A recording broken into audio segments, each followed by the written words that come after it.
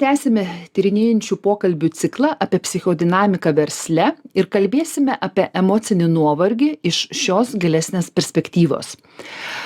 Kokia neįsisąmoninta priežastis dažnai slypi už emocinio išsekimo ar net perdegimo?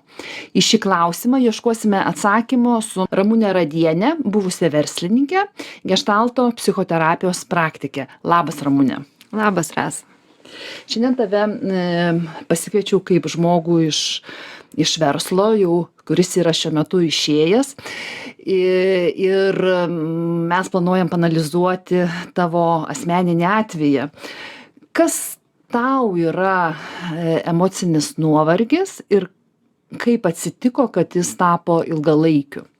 Tai man emocinis nuovargis, dabar taip galvoju, yra greičiausia nuolatinis galvojimas, ką daryti, kažkokių tai sukimas modelių, minčių, kaip išeiti iš kažkokios situacijos, neradimas veikimo būdų.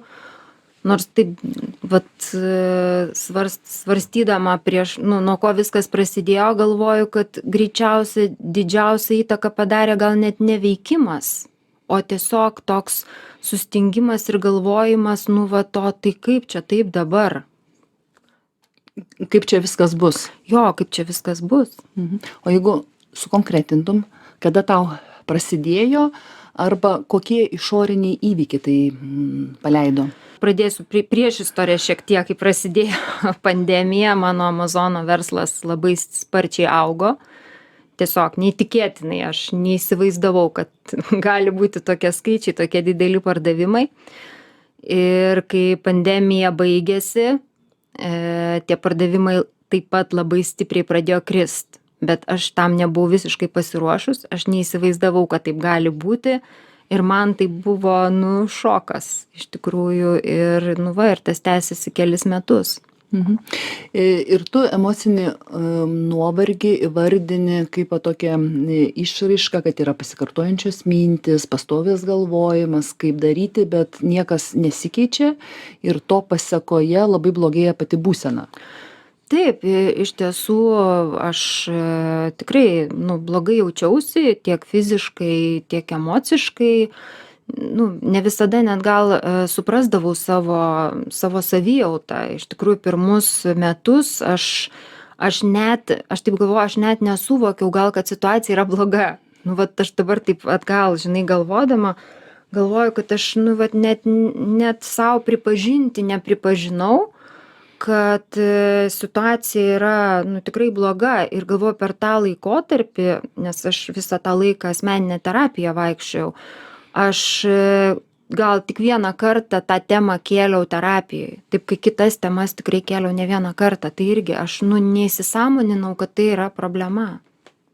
Tiesiog tu blogai jauteisi. Taip, aš blogai jaučiausi, nes aš atsikeldavau ryte ir galvodavau, tai ką dabar daryti, tai kaip čia prabundu, o tai ką čia turiu padaryti, bet nedarydavau, nes man ten nepatikdavo tą, ką reikia daryti, arba aš tiesiog jau buvau tokiam kažkokiam nuolatiniam tokiam strese, sakyčiau, ir mane labai miegas imdavo, aš dabar suprantu dėl ko, ta prasme, toks emocijų visiškas nuslopinimas ir nepriėmimas tos situacijos, aš sakyčiau, nepriėmimas tos situacijos greičiausia buvo tai, kad, aš įkritau į tą tokį ilgalaikę būseną, jo. Gerai, dabar jau jautiesi išėjusi. Jo, jaučiuosi, bandau. Ir mūsų tema yra pakalbėti apie priežastį. Ir kadangi ir tu psichoterapiją mokeisi, kaip tu supranti dabar, kaip tu suvoki, kas yra emocinio to psichologinio galbūt nuovargio priežastis, kame tai slypi, dėl ko mes esam užsisukę kaip voverės rate ir mums neišeina išeiti ir mes nenorim ir taip pažiūrėti netgi. Mano atveju, aš gal kalbėsiu apie save, bet manau, kad tikrai tai nėra tik mano vienos patirtis. Tai iš tikrųjų sąlygojo baimės. Aš bijojau iš tikrųjų man pirmiausia buvo baimė, kad aš vėl bijau ateiti į tą laikotarpį kažkada, kai gyvenau, kai, nu, tarkim, neturėjau pinigų. Ir tas mane antiek, nu, vat, ta baimė, jinai buvo tokia stipri, bet aišku, aš jos nesuvokiau. Aš tikrai nesuvokiau tos baimės ir aš, nu, vat sakau, tas desperatiškas tada veikimo būdas. Bet aš manau, taip, baimė ir ne tik tai, ir baimė papulti vėl į tą situaciją, iš tikrųjų baimė, o tai kas aš būsiu, nu, jeigu verslo neturėsiu. Aš atsimenu, buvo ten akceleratoriai vienais metais labai norėjo nupirkti mano verslą, bet aš net tokios minties nedaleidau, kad aš galiu jį parduoti. Nu, vat toks...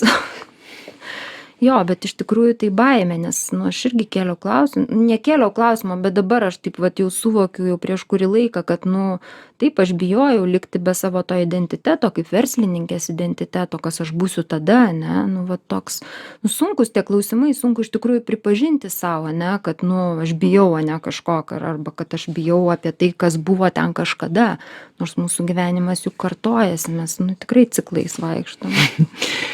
Dabar tokį keistą klausimą užduosiu. Aš manau, kad ne visada žmonės, kaip klauso radiją, supranta, kas tai yra įsisąmoninta baimė, kas yra neįsisąmoninta baimė. Tai norėčiau tavęs paklausti, kaip tu tą dalyką supranti per pavyzdžius, nes dabar kaip tu kalbi, jo, tai yra baimė ten savo tapatybę, prarasti veidą, galbūt socialinį statusą, bet tuo metu tai negalvoji turbūt apie tai, kaip tu vat, galėtum žmonėms paaiškinti, kaip žmonėms suprasti, kad už ko slypi neįsisąmoninta baimė. Nu, toks, jo, man, žinai, gal, nu, neįsisąmoninta baimė, aš sakyčiau, kai aš nežinau, kas vyksta. Man blogai, nu, vat, kažkaip negerai, ane, nu, vat, kažkaip maluosi, sukuosi, nu, nežinau, kas, ane, vyksta, vat, galų gale ima miegas, ane, neturiu jėgų, ane, nu, vat, kažką daryti. Ta prokrastinacija, ne, labai populiarus terminas. Tai, nu, va, tai tada neįsisąmoninta, kai aš savo negaliu pasakyti, kad aš bijau. Nes įsisąmoninta, tai taip, aš pripažįstu, kad aš bijau. Ir aš tada galiu įvardinti, ne, kad aš bijau ir tada ieškoti priežasčių. Tai tas, nu, toks. Žinai, man dabar ateina tavęs beklausant mintis, greičiausiai, kai esi pavargęs, kai miego nori, kaip vyksta dalykai, kad energijos neturi ir tu negali savo įsivardinti, tu nematai tos priežasties, tai reiškia, už to reikėtų žmogų ieškoti, kokią slypi neįsisąmonintą baimę. Nes mes galim spręsti tos dalykus, kuriuos aiškiai įsivardinam ir įsivardinam ir tada galim spręsti. Ir matyt, va, tas momentas, kaip tu negali paaiškinti savo blogos būsenos priežasties, tada reikėtų prakedenti ir žiūrėti, kokia tai baimė yra. Iš pradžių tai reikėtų, iš tikrųjų, tai vat ir pagal terapiją, nu, kaip aš dirbu ir su klientais, mes visada remiamės į tai, ką jauti. Vat apie tai, nes pirmiausia, kai tu nežinai, apie ką yra jausmas, tu negali kapstytis, ane, apie ką, iš kur jisai kyla. Bet tai vat pirmiausia tas jausmas, pirmiausia suprasti, kad bijau, ane, o tada tik tai ko bijau. Nu, tas kūnas mūsų pirmiausia toks, ane, aktyviausias. Ir turbūt dar anksčiau reikia įsivardinti, kad aš blogai jaučiuosi, man yra blogai, aš gyvenu kažkaip ne taip ir tada jau eiti klausimas, jeigu nerandu priežasties, tai ko aš bijau. Noriu persiresti į mūsų antrą temą. Kaip tau atrodo, vat, iš tavo verslo patirties, kokie dar gali būti neįsisąmoninti dalykai, kurie po to sukelia nuovargį? Mes truputėlį telefonus su tavim palėtėm solo prenerystės temą ir man atrodo, šiandien nemažai žmonių gyvena tame, kad jie norėdami laisvės renkasi būti patys savo šeimininkais arba solo preneriais atsiranda toks terminas. Kaip tau ta informacija koreliuoja ir gal irgi yra sąryšiui su emociniu nuovargiu iš to kilusiu? Ar tai yra sąryšis? Žinai, kas būtų, jeigu būtų, labai sunku pasakyti. Kad aš turėjau tokių minčių, kad man vienai per sudėtinga tam tikra dalis amazoninio verslo. Tai taip, aš kažkuriuo metu savo tą įsivardinau irgi ne iš karto.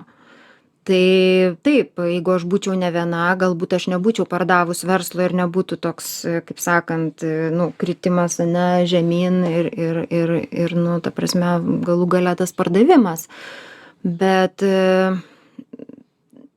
nu, taip, tai galvojant apie kažkokias partnerystės ir apie, nu, vat kažkokį, ne, kažkokį, nu, nežinau, kitokį darinį arba daugiau žmonių, tai, nu, gal tai ir būtų kažkoks galėjęs būti sprendimas.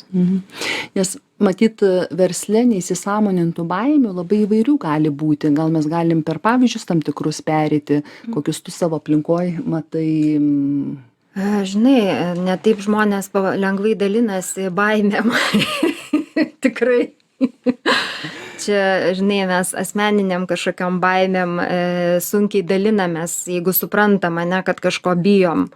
Kaip sakom, jeigu jinai tikrai įsisąmoninta, o kalbant apie verslą, tai, nu, tikrai žmonės nekalba apie tokius dalykus. Nu, nežinau, bent aš tikrai savo aplinkoj, aišku, mano ta aplinka nebuvo pakankamai didelė, nes aš juk dirbau visiškai viena ir tik tai kartais į konferencijas kažkokias nueidavau, nes, nu, tikrai neturėjau jokių partnerių ir kažkokių, ne, ar, nu, pasikalbėdavau, ne, su kažkokiais tos ryties žmonėm, bet tikrai apie baimės, nu, nu, tikrai negaliu pasakyti. Jo, nors man ateina dabar labai įdomi mintis, ne per seniausiai girdėjau, kad vienas žmogus grįžo iš pasaulinės HR konferencijos, kur iš principo jau atvirų tekstų kalba, kad pasaulyje vyksta emocinio nuovargio epidemija. Ir versle tas klausimas tikrai dabar darosi labai aktualus ir kaip tu sakai, o iš kitos pusės, jeigu neįsisąmonintos baimės yra kaip priežastis, viena iš galimų priežasčių ir apie tai nekalbama, tai mes net nebeturim variantų spręsti tai.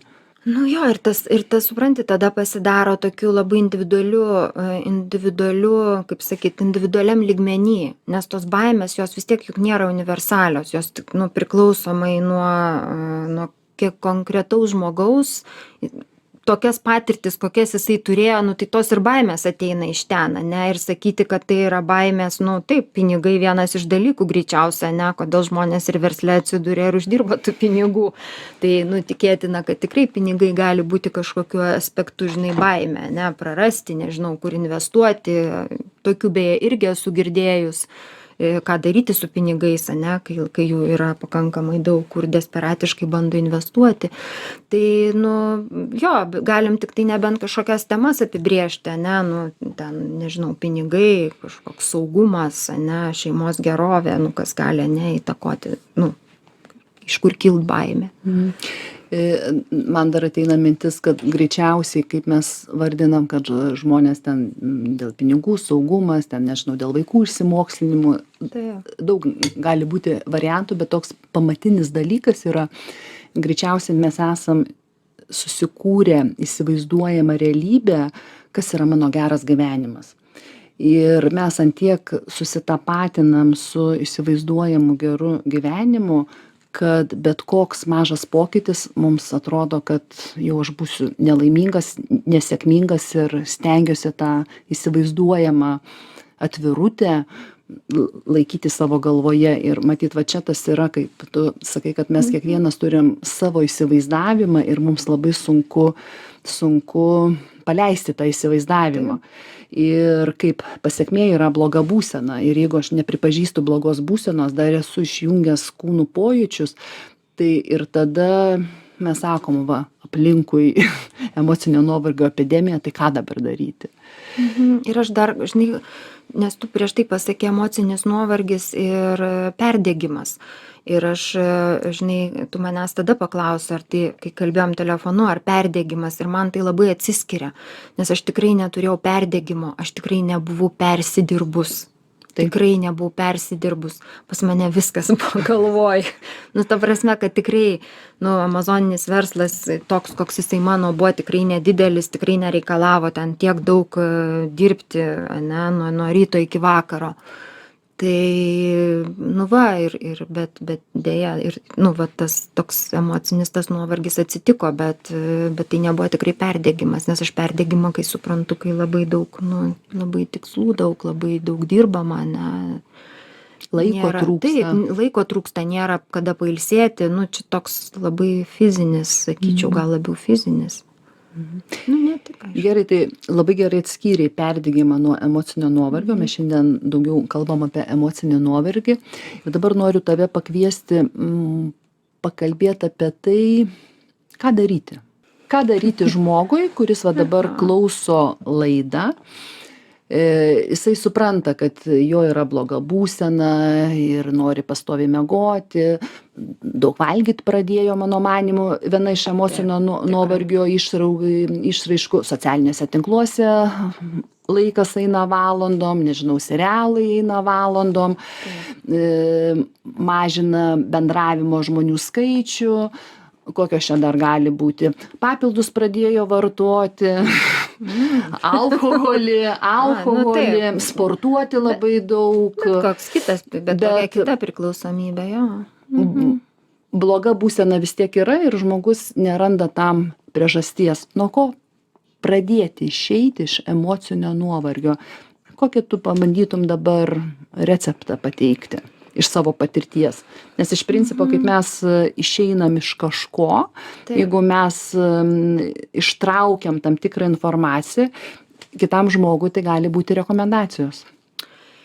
Jo, aš galvoju, dar kai kalbėjai, taip labai aiškiai negalėjau atskirti, bet po to man atėjo labai aiškus atsakymas. Aš rėmiausi į savo vidų, savo vidinę pajautą ir paklausiau savęs, tai ar aš turiu energijos dar kažką daryti, nes, aš atskiriu Amazoną, kad paaiškinti, analitinę dalį ir tą produktų kūrimo dalį. Tai produktų kūrimas man labai patiko, analitinė dalis, kur yra labai didelė, man nepatiko visiškai. Ir aš paklausiau savęs, ar aš turiu energijos tos pozityvios kažką čionai daryti, nes man iš išorės sakė, taigi čia tik pasėdėti reikia, čia tik pasimokyti reikia.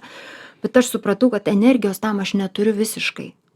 Ir aš tada pradėjau garsiai vardinti pirmiausia savo, o jeigu aš parduosiu, kas bus, jeigu aš parduosiu, gal man reikia parduoti, pradėjau draugiam vardinti. Iš tikrųjų, tai tikrai nėra lengva padaryti tos dalykus, atrodo, tai yra tik įvardinimas. Bet, aš pradėjau taip, pradėjau, kaip sakyti, ieškoti. Bet pirmiausia, tai buvo toks įsivardinimas, ar aš turiu, jeigu apie verslo, ką daryti su tuo, ne? Tai aš supratau, kad ne, aš ten nebepatemsiu jo. Tai pirmiausia, įsivardinimas, kas išorinė aplinkoje mane erzina ir tai priėmimas, kad tikrai erzina. Toliau sekantis koks žingsnis. Ne tai, kad išorinėje aplinkoje, bet tam versle, kokia dalis yra, tos, kurios yra resursas, kur aš galiu kažką tai, naujo sukurta, ar kažką, aišku, pakeltą. Toliau, tai kitas žingsnis koks? Kitas žingsnis, jeigu atsiremiant nuo to, kai aš supratau, kad aš nebeturiu resursų, tai tas pripažinimas, aišku, aš tada, tik tai tada aš iškėliau tą klausimą savo terapijai, aš atsakiau, apie ką tai yra. Ir toliau aš tiesiog ieškojau opcijų. Aišku, dar buvo laiko, kol aš, nes vis tiek tai parduoti nėra taip paprasta, tą verslą, tai aš tada ieškojau, vienur ten postinau, kitur, ieškojau tiesiog būdų. O kaip tau sunku buvo priimti savo baimę, kaip tu ją įsisąmoninai? Visada yra palengvėjimas, kai tu išgyveni tą jausmą, priemi tą jausmą, tą baimę, kad aš bijau. Savo pripažinau, kad aš tikrai bijau dabar kažkaip vėl likti be pinigų. Taip, ir tada, žinai, tada yra galimybė eiti kažkur toliau. Nes kol aš nepripažinau savo, kad aš bijau to likti be pinigų, tai aš net negalėjau galvoti apie verslo pardavimą. Aš tada, makalavausi ten, ieškojau vidinių kažkokių tai, ne, ten. Ir toks desperatiškas tada tas veikimas labai gaunasi. Toks, negali pasižiūrėti iš viršaus, žinai, tada gaunasi tu tik tai viduj ten, ne, tuose kažkokiuose, kažkokiuose ten tuose nuosėduose. Tai ačiū labai Ramunė už pokalbį. Šiandien mano pašnekovė buvo Ramunė Radienė, buvusi verslininkė, sėkmingai pardavusi savo Amazon verslą ir geštalto psichoterapijos praktikė.